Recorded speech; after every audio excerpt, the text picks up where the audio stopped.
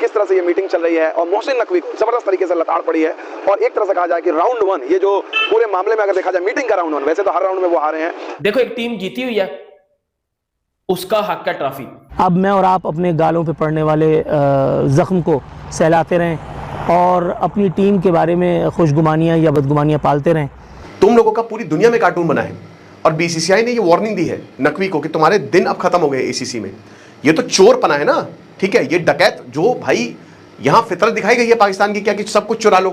Meeting का पहला round जो है एसीसी की मीटिंग में वो हारे हैं, उन्हें लताड़ पड़ी है, लेकिन अभी भी उनकी जिद माननी पड़ेगी कि बीसीसीआई को वो पूरी तरह से झुकाने में नाकाम रहे हैं और इसलिए बीसीसीआई का जो अगला कदम होने वाला है उससे न सिर्फ मोहसिन नकवी की परेशानी बढ़ेगी बल्कि पीसीबी की। एसीसी से जो पैसे आते हैं पिछले काफी वर्षों से भारत वो खुद नहीं ले रहा है। वो मतलब उनके हिस्से के पैसे उनको मिल जरूर जाते हैं मगर वो एसोसिएट टीम्स और दीगर जो छोटे बोर्ड्स हैं उनमें तकसीम कर देता है for the promotion of cricket. इसलिए बहुत से मुद्दों के ऊपर वो बोर्ड उनको सपोर्ट भी करते हैं जहां पर क्रिकेट पॉलिटिक्स की जरूरत पड़ती है। फिर वो ये कहने लग पड़े भाई हद हो गई, यानी कि यहाँ तक जो है वो कह रहे हैं भारत के लोग हैं कि ये कहीं ऐसा ना हो कि अब ट्रॉफी ले जाके जो है ना ये उसको उठाकर निकल पड़े और कहें कि ट्रॉफी हम जीते। अब देखें ऐसा हो तो नहीं सकता, लेकिन होने को कुछ भी हो सकता है। लिमिट क्रॉस कर देना। और सूर्य कुमार यादव ने बोला कि मेरे प्लेयर्स ने मुझे आके ऐसी ऐसी बातें बताई हैं कि मैं इधर बता नहीं सकता। मतलब फैमिलीज तक को टारगेट किया गया। पाकिस्तानी फास्ट बॉलर हारिस रऊफ ने फैमिलीज को गालियां दी हैं हमारी। पाकिस्तानी फास्ट बॉलर शाहीन अफरीदी और हारिस रऊफ ने 21 वाले मैच में हमारी फैमिलीज को गालियां दी। ये पर्सनल प्रॉपर्टी थोड़ी ना है, ठीक है, तुम्हारी ये पर्सनल प्रॉपर्टी थोड़ी ना है जो तुम मेडल और ट्रॉफी लेके चले गए।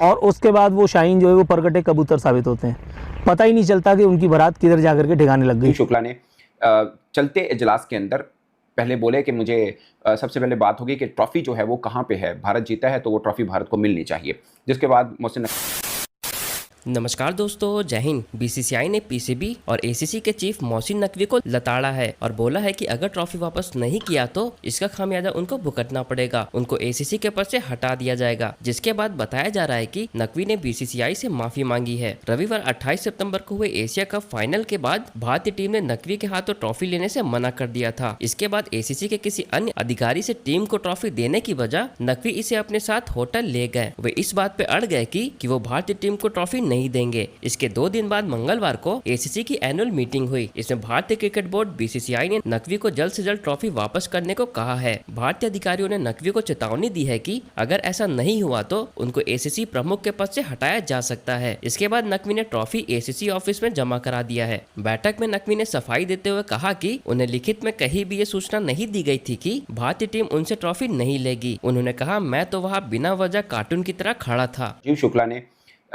चलते इजलास के अंदर पहले बोले कि मुझे सबसे पहले बात होगी कि ट्रॉफी जो है वो कहाँ पे है, भारत जीता है तो वो ट्रॉफी भारत को मिलनी चाहिए। जिसके बाद मोहसिन नकवी साहब ने कहा कि ये फिल वक्त एजेंडे में नहीं है, इसको बाद में हम फिर देख लेंगे।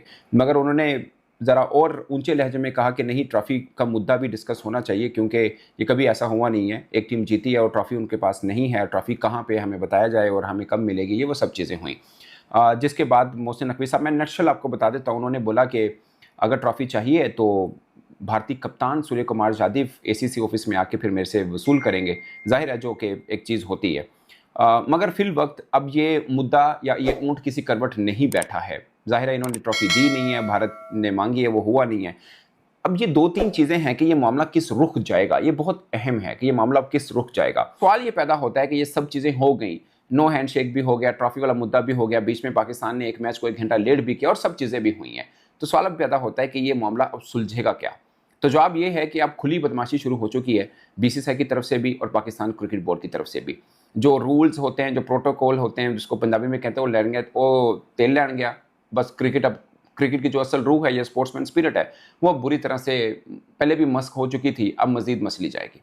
सो अभी क्या होगा, ये बेसिकली वैसे तो प्रोटोकॉल में आता है कि भारत को ट्रॉफी के लिए उनको पहले एसीसी इजलास में बोलना था, मांगना था कि हमें ट्रॉफी दें। जो प्रोटोकॉल एक चीज़ें आ रही थी, जो उनको जैसे पहली दफ़ा हुआ ऐसा कि एक टीम ने ट्रॉफी क्रिकेट में कि एक टीम ने ट्रॉफी लेने से इनकार कर दिया, तो उसके बाद ये सब मामला हुए, मगर प्रोटोकॉल को भारत अभी फॉलो कर रहा है। और चीज़ भी है कि क्या भारत ये फिर कहेगा, आखिरी चाल जिसे बोलते हैं ना, आखिरी पत्ता, क्या भारत ये फेंकेगा कि ठीक है अगर ऐसा मामला है और मामला इस तक पहुँच चुके हैं तो हम एसीसी से खुद ही निकल जाते हैं।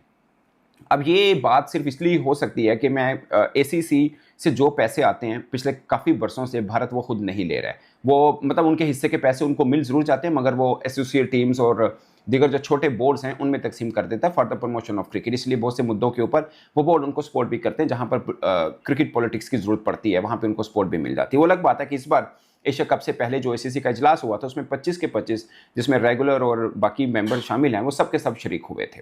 ये एक बहुत बड़ी अपने हद तक एक बड़ी बात थी कि ACC का इजलास यूं ओवर पैक था। कोई मतलब इसमें वर्चुअल भी हुआ था, जैसे भारत उस वक्त भी वर्चुअल हुआ था और आज जब AGM का हुआ उसमें भी वर्चुअल उन्होंने शिरकत की थी।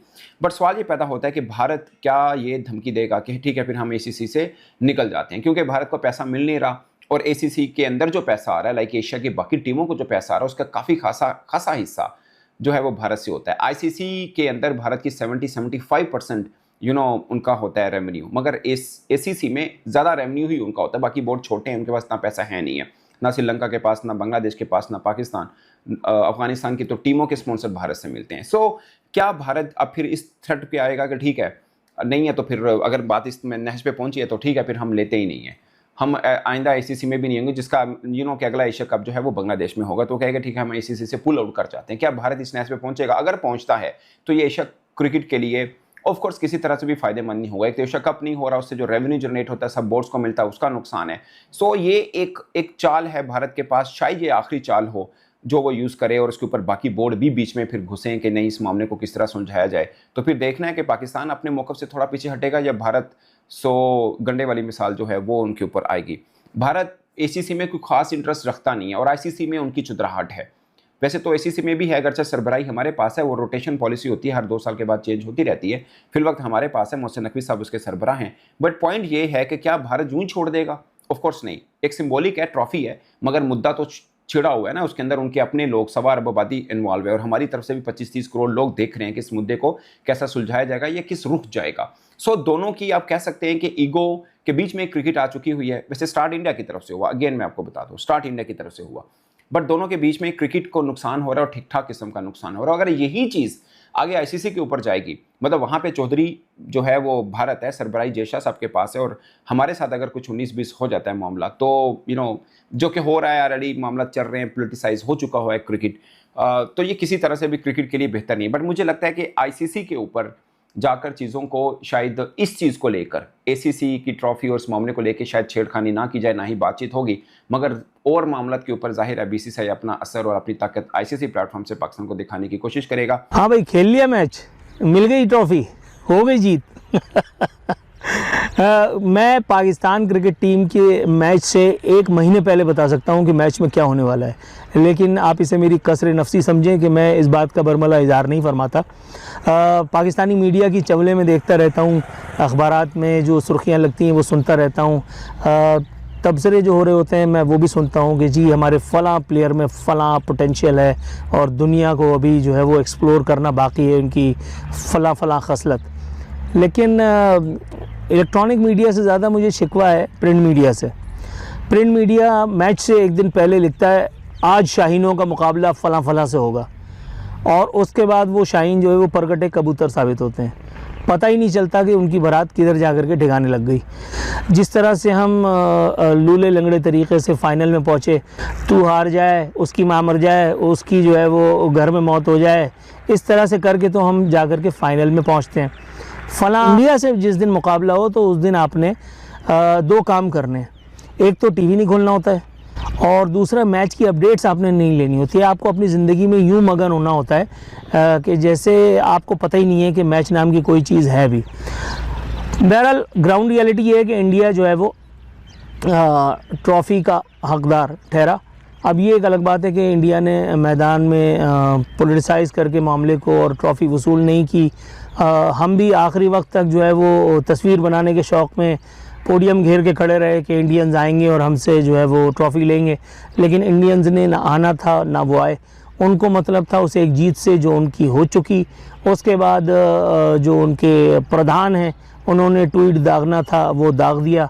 अब मैं और आप अपने गालों पे पड़ने वाले ज़ख्म को सहलाते रहें और अपनी टीम के बारे में खुशगुमानियाँ या बदगुमानियाँ पालते रहें।